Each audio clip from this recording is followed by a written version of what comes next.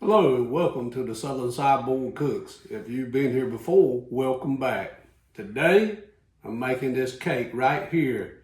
This is homemade chocolate cake, and it's the first time I've ever made this recipe, and I'm willing to bet that it tastes good, even if it's not the best looking cake you ever seen.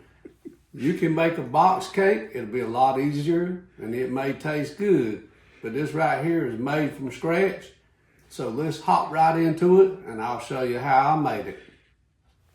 Here we go, 2 cups of granulated sugar, 1 3/4 cups of all-purpose flour, 1 cup of unsweetened cocoa, 1 heaping teaspoon of baking powder, 1 heaping teaspoon of baking soda, and 1/3 teaspoon of salt. Next, you want to sift all this stuff into the bowl with your sugar. That'll save you from getting lumps in your batter mix.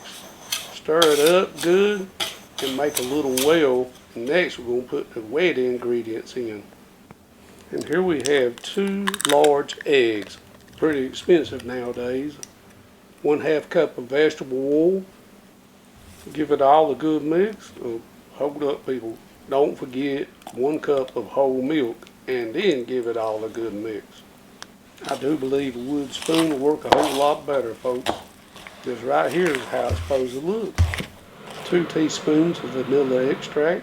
Put a teaspoon of instant coffee into a cup and add 8 ounces of very hot water. Give it a quick stir. Pour a little bit at a time into your batter and mix it up. You're not looking to cook them eggs at this point. So that's why you put a little bit in there. Mix it up and then add some more. Add some more of that coffee and continue mixing it until you got it all in there. When you get through, it's going to be very thin. This is what I'm talking about right here. Very thin. You see that? Get you some real butter and grease. 2 9-inch baking pans.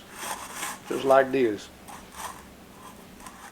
Usually I would use flour right here whenever I'm making a cake. And I would grease and flour it. But since I got all this cocoa, and I never use it before it goes out of date, I'm just going to use cocoa because it's a chocolate cake and you won't have that white powder on the outside of your chocolate cake. Hey, this is made from scratch. You might as well go all the way with it. Divide the batter equally between the 2 9-inch baking pans and don't worry about it because it's thin. That's the way it's supposed to be. Really thin. Give it a few good taps on the counter to get the air bubbles out, just like this. And put it in the 350-degree oven for 30 minutes. And close the door. Leave it alone. While the cake is cooking, I'm going to work on the frosting.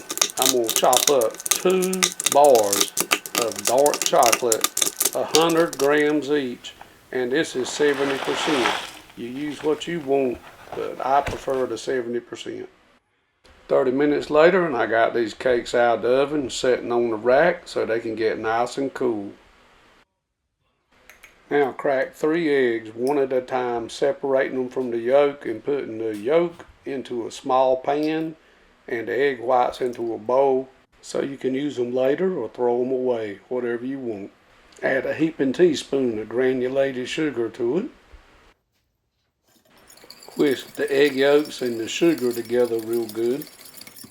Set it aside and let's work on the cream and sugar mixture. That's 2/3 cup of heavy cream and a heaping tablespoon of granulated sugar. You're going to put that into a very chilled bowl and whip it until it thickens up. You want very stiff peaks. I'll show you what I'm talking about. It'll start to thicken up, but trust me, you need to keep going. This is thick, but keep going. Alright, you can see how thick it is now. That's what you want right there. Now set that aside and add 2/3 cups of heavy cream to the egg and sugar mixture, and let's work on this custard. Now turn that heat to medium and keep that whisk moving. You can see that it's starting to, a little bit of steam's coming up. It's getting hot. All right, you can see it's really getting thick now. And I think it's about to boil. That's it right there. Take it off before it boils. We're going to immediately add the chocolate and stir it.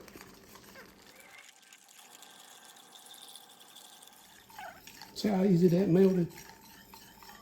Immediately, we're gonna pour this in to the whipped cream mixture.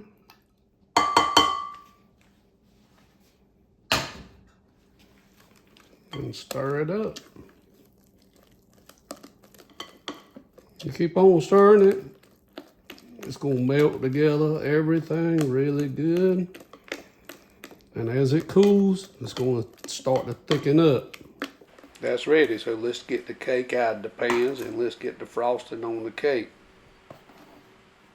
You can see right here I forgot to show the frosting getting applied, but I'm running a spatula right around the edges and I'm gonna dump this thing out, and maybe I'll film the frosting going on the second one. Here goes layer number 2. And it's a little lopsided, but believe me, it tastes good because I've already been eating them crumbs. And all I'm doing now is putting that frosting on. Do the best you can, people. That's all I can tell you. It's homemade. Hey, you can see I'm trying to put the icing on it right now. And it's messy and it's lopsided. But I'm telling you what, folks, it was really good. It was a lot of work, but it was worth it. Just try it one time. All right, I'm back, and now it's time to do the tasting. You saw how I made it. I followed this recipe to the exact measure, amount, everything.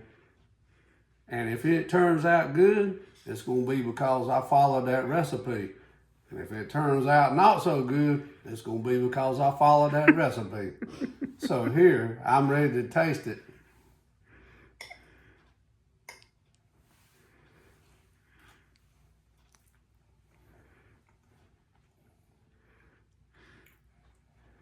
Hey, it's moist and it's tender. It's sticking together like it should. But I'm gonna tell you right now, if I'm gonna be honest with you, I wish I'd have put more sugar in the icing. The recipe said to use 1 heaping teaspoon, and it said you can use 2 or even 3 if you wanted to. If you make this recipe, put some more sugar in the icing.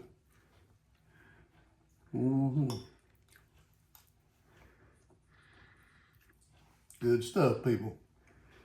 If you want to get out easy, you go ahead and get that box cake from Food Line, Walmart. But if you want to make one from scratch, you try this cake, put a little more sugar in the icing, you're going to love it.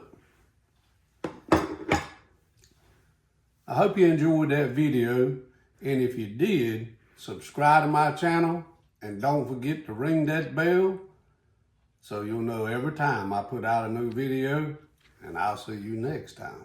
Take care.